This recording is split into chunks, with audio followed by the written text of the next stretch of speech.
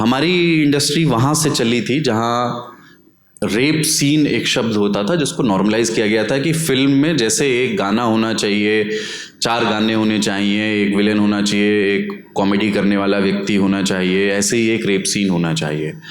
वहाँ से आकर के अब हम रेप सीन को एक उसके लगभग जितना घिनौनापन उसमें शामिल रहा होगा उसी घिनौनेपन के साथ दर्शाने तक आए हैं। पर इरिवर्सिबल एक फिल्म है ना, उसमें भी एक सिमिलर दृश्य है जो देखा नहीं जाता, जिसको रेप सीन कहा जाता है। सेक्सुअल असॉल्ट के सीन किस तरह से शूट किए जाएं, किस तरह से किस तरह से लिखे जाएं, इसको लेकर के डू यू बिलीव कि हम बेहतर की ओर बढ़ रहे हैं उसमें?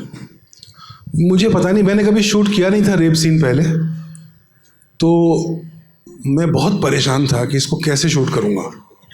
क्योंकि जब आप एक रेप सीन शूट करते हैं तो एक महिला होती है उसमें, और जब रेप सीन होता है तो उसमें स्किन दिखने का चांस होता है, और वो कब एक घिनौने कृत्य की बजाय एक वॉयरिस्टिक कृत्य में बदल जाएगा, वो मैं बहुत परेशान था।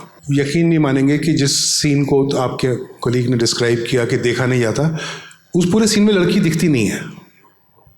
एक बार भी लड़की का हाथ पैर, लड़की ही नहीं है। मैंने शूटिंग की है बिना लड़की के, तो वो एक्चुअली आपके इमेजिनेशन पे छोड़ दिया गया है कि आप कितना घिनौना इसको समझते हैं, उतना घिनौना आपको दिखाई देगा। अदरवाइज उस पूरे सीन में लड़की नहीं है, तो वो उसकी थोड़ी सी लिखाई में अब ये बड़ा अजीब लगेगा, सुन के आप देखेंगे तो समझेंगे। आप आंख बंद भी कर लेंगे ना तो भी आपको सुनाई देता रहेगा रेप। और रेप इतना ही घिनौना होना चाहिए जितना वो है। हम चूंकि अब नॉर्मलाइज हो गए हैं, पढ़ते हैं उसकी खबर और उससे आगे निकल जाते हैं, उसके बारे में सोचते भी नहीं, इतनी आदत हो गई है। तो मेरी कोशिश ये थी कि आप आइंदा कभी इस बारे में सुने तो आपको घिन आए, अगर आपने फिल्म देखी है तो।